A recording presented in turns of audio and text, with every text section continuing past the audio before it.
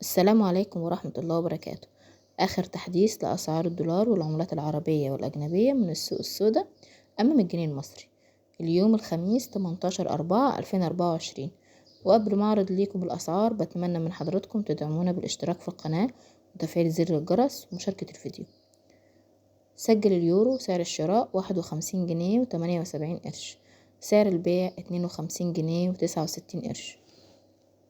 سجل الجنيه الاسترليني سعر الشراء 60 جنيه و42 قرش، سعر البيع 60 جنيه و97 قرش.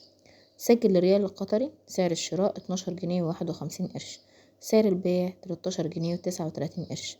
سجل الدرهم الإماراتي سعر الشراء 13 جنيه و15 قرش، سعر البيع 13 جنيه و27 قرش. سجل الدينار الأردني سعر الشراء 68 جنيه و14 قرش، سعر البيع 69 جنيه. سجل الدينار الكويتي سعر الشراء 153 جنيه و32 قرش، سعر البيع 159 جنيه و5 قروش. سجل الريال السعودي سعر الشراء 12 جنيه و48 قرش، سعر البيع 13 جنيه و5 قروش. سجل الدولار سعر الشراء 48 جنيه و60 قرش، سعر البيع 48 جنيه و90 قرش.